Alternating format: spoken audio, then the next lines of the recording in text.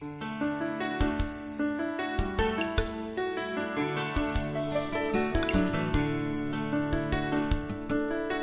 most common coercive communication tactics used by parents are nagging, reprimanding, lecturing, criticizing, yelling, intimidating, threatening, inducing guilt or shame, and/or emotional rejection, which includes holding a grudge or giving a child a cold shoulder.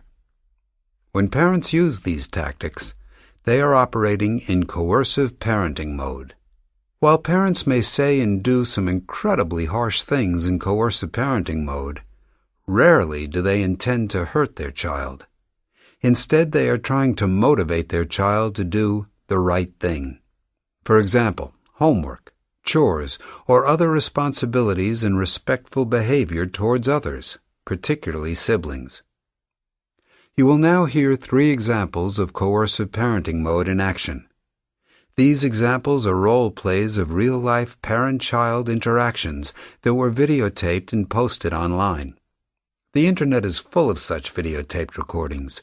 It appears that instead of taking their parents' coercive parenting mode seriously, some children find it funny and put it online for laughs, while others find it upsetting and put it online for revenge. All of the role plays in this program are drawn from real-life events that were either videotaped and posted online or told to me by clients. Many of the role plays include the use of profanity, as it occurred between the individuals involved. While the profanity may upset some listeners, I felt it was important to keep the role plays true to life. If you are offended by such language, please skip the role play portions of this program. Example number 1 is based on a real-life event that was videotaped and posted online. It is a role play of a father and daughter. The father is angry at his daughter because she did not clean the kitchen as requested.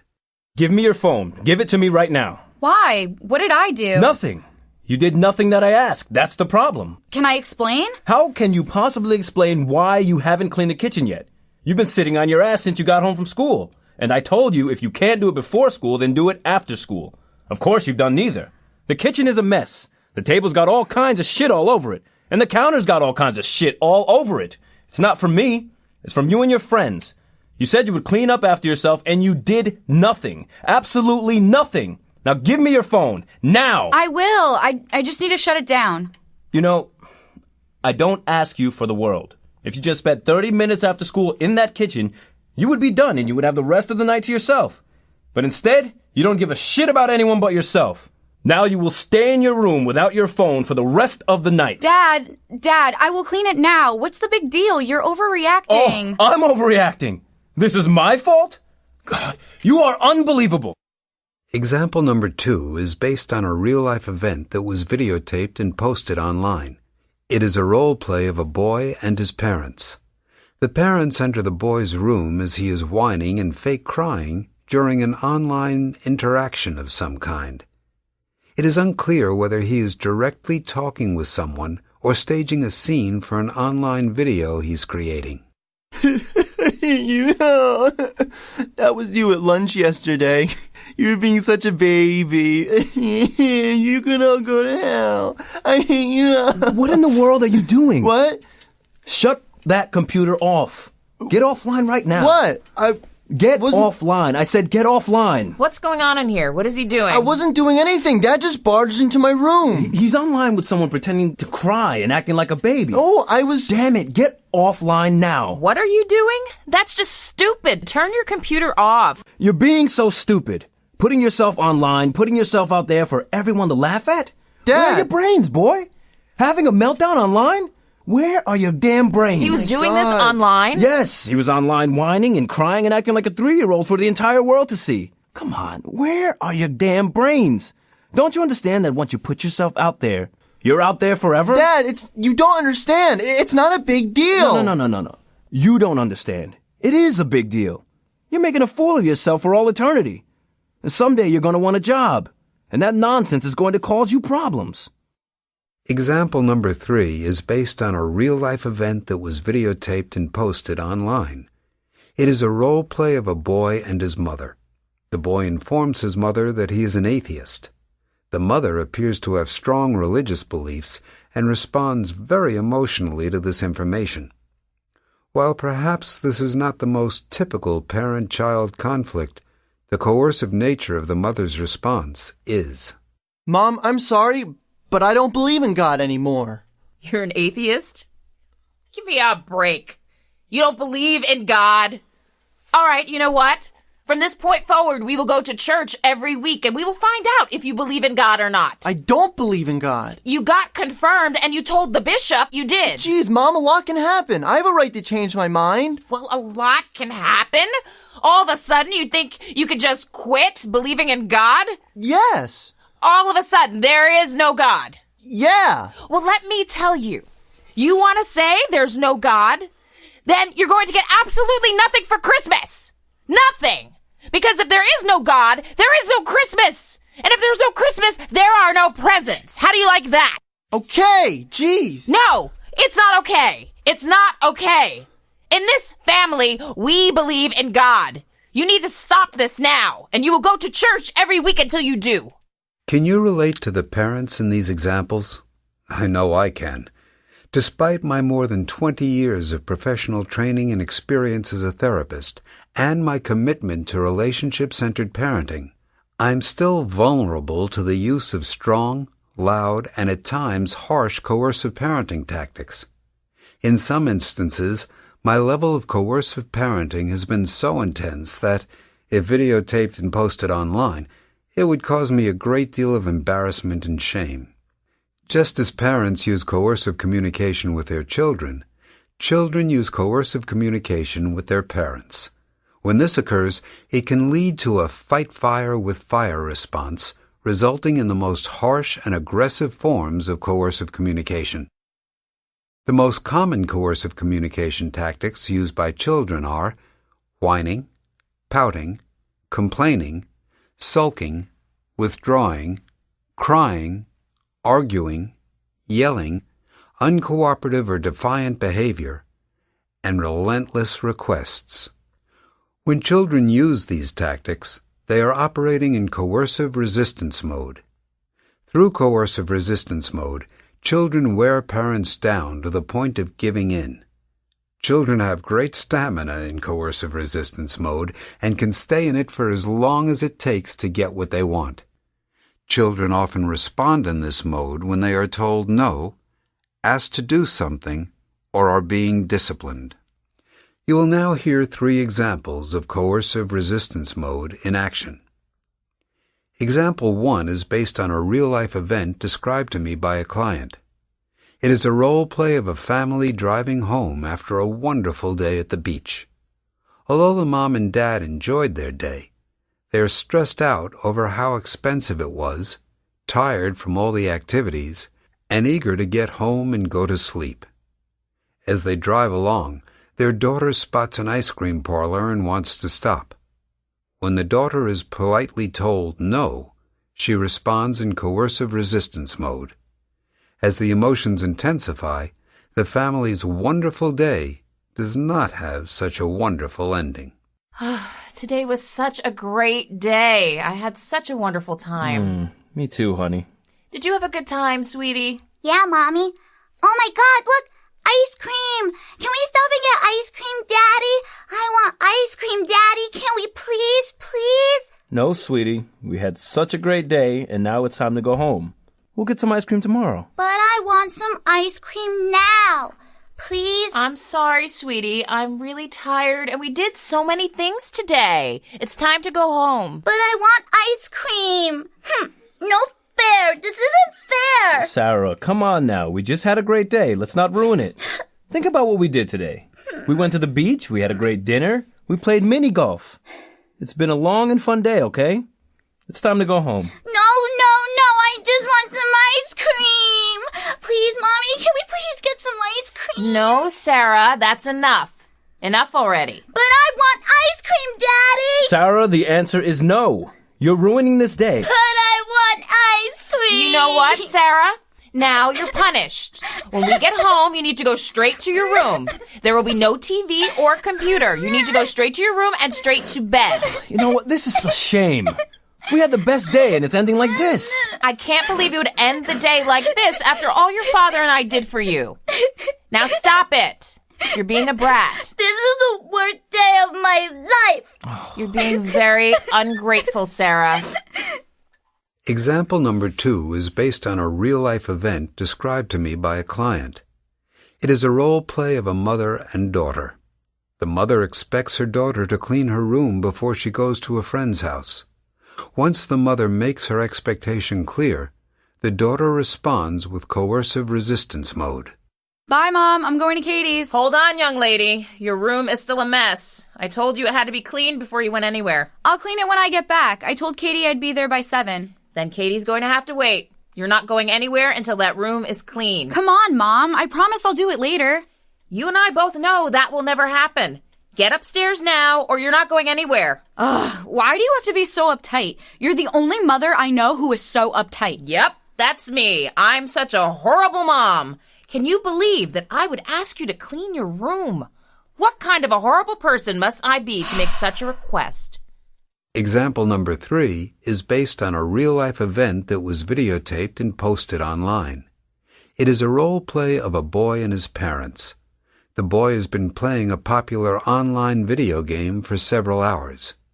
It is now late at night, and his parents ask him to turn off the video game and go to bed. This request triggers the boy into an extremely high level of coercive resistance.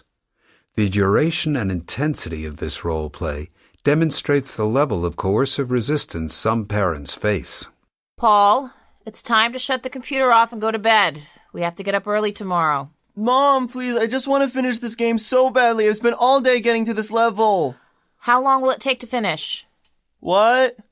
How long will it take to finish? I'm not sure. It shouldn't take that long. Oh, Paul, come on, not tonight. Please, Mom, please. It won't take that long. Even if I give you 10 more minutes, I don't think it will make any difference. You still won't want to turn that computer off. Please, Mom, I will. Trust me. I can't, Paul. You need to go to sleep. No. Shut the computer off now. Wait, no, Mom, please. Stop whining. Don't do that. You're a grown boy. Please, Mom. I want to finish this game so badly. Please, I've spent all day getting to this level. Well, I'm sorry, but it's time to sign off the game and go to bed. Oh, Mom, please, please. Are you crying over this? No, I'm not. I'm not crying. I'm just asking to play my game for 10 more minutes. You can play again tomorrow night. Oh, stop. Mom, please. What's going on in here? Paul, stop it. We can't do this anymore. Dad, stop. We can't. Please. Do you understand what this video game is doing to you? It's not doing anything bad. It's not the video game that's causing the problem. It's how you're reacting to it that it is. Go upstairs now, please. No, please. Now. Dad, just 10 more minutes. Upstairs. Mom, please. Turn off the computer. Turn it off right now. No, please. Stop. You're crying about a video game. Really? A video game? Sign off. Here. I'm just going to disconnect the computer. No, Dad, please. I just want to finish this level. Don't you understand? All you're doing is hurting yourself. This is why we have to put limits on the game. If we didn't, you would stay up all night long. No, I wouldn't. I can shut it off when I want to. I just want to finish the level. What's the big deal? The big deal is you have to wake up at 6 o'clock in the morning tomorrow. I can't remember the last time you woke up that early. Dad, last winter I woke up for skiing. I woke up at like 5:30. You've never done that this season. That's why I said it was last year. Okay. That was a long time ago, Paul. I need you to shut off the game. Dad, you have no idea how important this is. You don't understand anything. Just leave me alone. All right, that's it. You're done with that game. You're not allowed to play that game for the next month. What? You've crossed the line. We've argued about this way too long. I'm sick of this game. Dad. Your whole family is going to spend the entire day at your soccer tournament tomorrow. Your mother has spent the entire day getting us organized and ready, and you don't care. Dad. You don't care. I'm sorry, but that's the way it is. You don't care about anyone but yourself. That's stupid, Dad. Just because I want to finish this stupid level, I don't care about anybody. God damn it. Enough already. Dad! That's it. That is it! I'm sick of this! You will never play that video game again! What did you think of the children in the examples? Did they in any way sound like your child? If so, how do you handle it? Are you triggered into a fight fire with fire response? How well does that work for you? Do you feel that coercive communication is effective with your child? These are all important questions to consider, because while coercive communication is the norm, it has the potential for great harm. Here are the 6 most common problems with coercive communication. Problem number 1. Coercive communication does not work with all children. Generally speaking, 20% of children do not respond well to coercive communication. Instead of backing down and cooperating with parents, as 80% of children do, these 20%ers become more emotional, oppositional, or defiant in their response, and are unable or unwilling to meet their parents' expectations. An example of an extreme 20%er is the boy you heard in that last role play who was upset about having to shut off his video game. In my experience, most 20%ers suffer from some form of psychiatric disorder, learning disability, or negative personality trait that makes it difficult for them to be understanding and flexible in response to other people's feelings.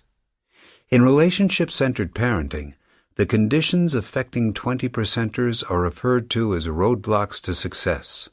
To learn more about 20%ers, be sure to complete Lesson 3 of this program, Understanding and Helping Your Child Overcome Roadblocks to Success. As you hear the terms 20%ers and 80%ers mentioned throughout this program, keep in mind that these terms are not statistically based. Instead, they are used metaphorically to emphasize the fact that while coercive communication works with the majority of children, it does not work with all children. Problem number 2. When coercive communication does not work, it will not work, no matter how harsh or intense it becomes. Very rarely does a true 20%er convert to an 80%er. In fact, during the teenage years, the percentage of non-responders increases to 30 to 35%. Fortunately, the children that join the non-responders group during their teenage years will usually become cooperative again in young adulthood. While they are not considered to be true 20%ers, during the period in question they upset their parents as if they were. Problem number 3. Even if coercive communication works at times, it usually does not feel good. If it takes you 30 minutes of nagging, lecturing, or threatening your child to take out the garbage or to do his homework, you're not going to feel a sense of pride or accomplishment when he gets up and does it. Instead, you'll feel frustrated, annoyed, and angry because in your mind, he never listens. In addition, you'll wonder what's wrong with you or your child that makes everything so difficult. Problem number 4.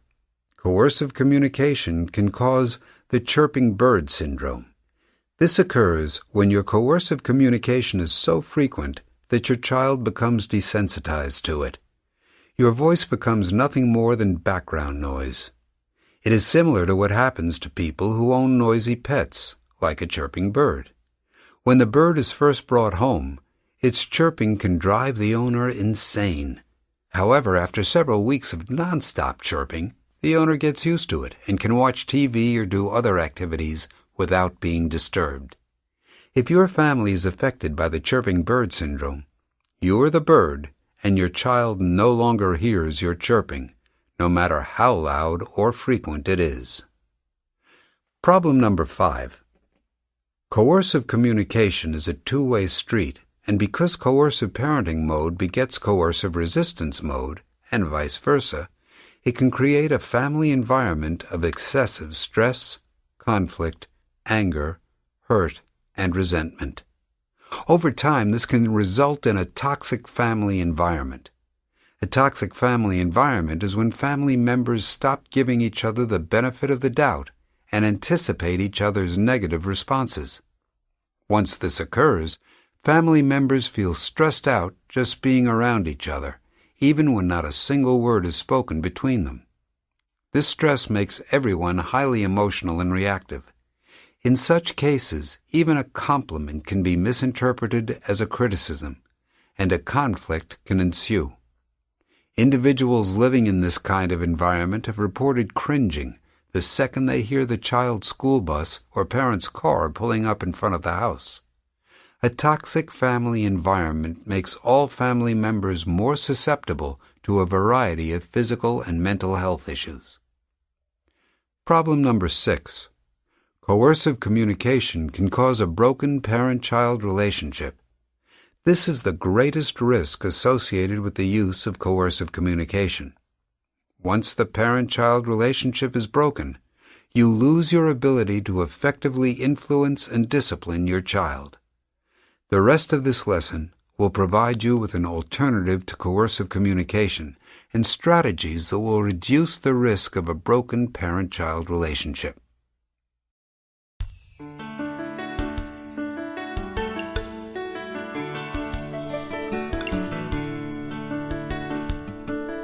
If you are ready to stop nagging, yelling, and demanding that your child work harder to get better grades, and to finally give him or her the tools necessary to make it possible, purchase your 1, 2, 3 Succeed program today.